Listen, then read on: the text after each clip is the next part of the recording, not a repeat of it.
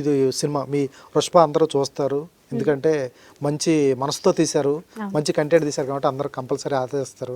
ఎందుకంటే మీ hero heroine కూడా చెప్పారు చాలా కష్టపడ్డారు, మీ కష్టానికి ఫలితం కంపల్సరీ ఉంటుంది. ఎందుకంటే వాళ్ళు కంటెంట్ బేస్డే, ఎట్లా ప్యాడింగ్ ఎంతమంది ఉన్నా కూడా కంటెంట్ బాగుంటే మాత్రం మౌత్ టాక్తో వచ్చేస్తారు. సినిమా బాగుందంటే వాళ్ళకి రాకపోయినా రేపు రాకపోయినా మూడో రోజైనా కంపల్సరీ వస్తారు, కంటెంట్ బాగుంటే.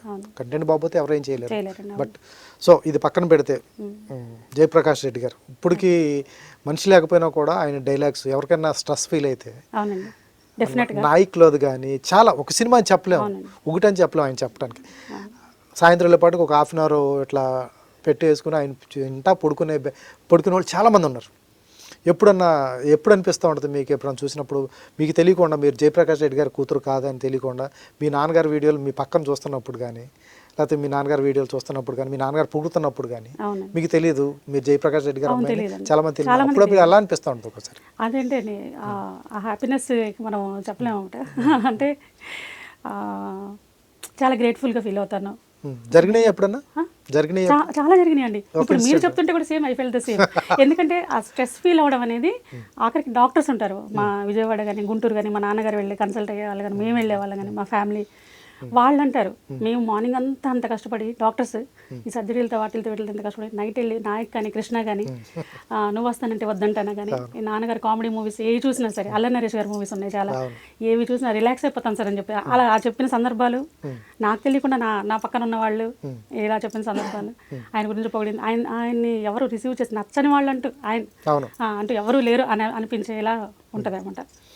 కొన్నిటికి నాన్నగారు మీమ్స్ పెడతా ఉంటారు. అవునండి, ఇప్పుడు బాగా వైరల్ అవుతున్నాయి. ఒకప్పుడు చెప్పిన ఇంటర్వ్యూస్, ఈటీవీలో చేసిన ఇంటర్వ్యూస్, మన కొన్ని మీడియా ఛానల్స్లో చేసిన ఇంటర్వ్యూస్ అన్ని, ఆ డైలాగ్స్ ఇప్పుడు ప్రతిదానికి మీమ్స్గా వాడుకుంటున్నారు. చూస్తూ ఉంటారు, మీ దగ్గరికి వస్తాయా? డెఫినెట్గా. నాకు అసలు అది రాగానే ఈ మధ్య ఫేస్బుక్లో పెట్టినవి కూడా ఆయన జర్నీ, ఆయన లైఫ్ స్టైల్ చెప్పినవి ఇప్పుడు వైరల్ అవుతూ ఉంటాయి.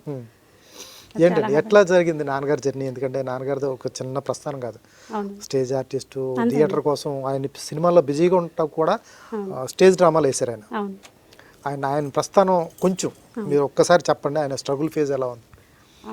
బేసిక్గా నాన్నగారు స్కూల్ టీచర్ అండి. స్కూల్ టీచరు ఫస్ట్ ఒక 1985 to 90 ఈ స్టేజ్ ఆర్టిస్ట్గా చేస్తున్నప్పుడు దాసరి గారు, రామానాయుడు గారు నాన్నగారి స్టేజ్ డ్రామాస్ హ్యాండిక్యాప్డ్ వాళ్ళతో ఒక స్టేజ్ షో చేపిస్తున్నారు స్కూల్ పిల్లలతో. అది వీళ్ళు నల్గొండలో ఆ డ్రామాకి వీళ్ళు చీఫ్ గెస్ట్గా వచ్చారు, వాళ్ళ అసోసియేషన్ తరఫున వచ్చారు. చూసి నాన్నగారితో మాట్లాడి ఆ చేపించే విధానం అన్నీ నచ్చి మూవీస్లోకి ఎందుకు ట్రై చేయకూడదని చెప్పి వాళ్ళే పిలిచారు.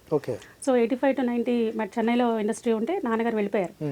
అక్కడికి వెళ్ళిపోయి వాళ్ళే రమ్మన్నారు కదా అని వెళ్ళారు, తను ట్రయల్స్ చేశారు, కానీ అక్కడ ఏమీ ఫలితం కనిపించలేదు. సో మేము అప్పుడు చిన్నపిల్లలం, బాగా 5-6 years అట్లా ఆ ఏజ్లో ఉన్నాం. సో ఇలా నాకు వర్కౌట్ అవ్వదు. మా నాన్నగారికి ఆ మున్సిపల్ కార్పొరేషన్ వాళ్ళు అదేమంటారు లాస్ ఆఫ్ పే మీద జాబ్ అయితే ఉంది, జాబ్ తీసేయలేదు. తాతగారు వీళ్ళందరూ, తాతగారు అప్పుడు పోలీస్ డిపార్ట్మెంట్లో ఎస్పీగా చేస్తూ ఉండేవాళ్ళు, మా తాతగారు నాన్నగారు. సో సో వీళ్ళంతా ఫ్యామిలీ సపోర్ట్ అంతా ఉండటం వల్ల జాబ్ అయితే ఉంది. ఒక 90 వరకు చూసి వెనక్కి వచ్చేసారు. మీకు మనకి వర్కౌట్ అవుతుంది. చిన్న చిన్న మూవీస్ చాలా చేశారండి ఆ టైంలో. 2000 బ్రహ్మపుత్రుడు, చిత్రం వల్ల చిత్రం ఇట్లా, కానీ ఏవి గుర్తింపు వచ్చే పాత్రలు అయితే లభించలేదు. ఆయన వెనక్కి వచ్చేసారు. తర్వాత 8 years అసలు ఇండస్ట్రీ జోలికి వెళ్ళలేదు ఆయన, 98 దాకా.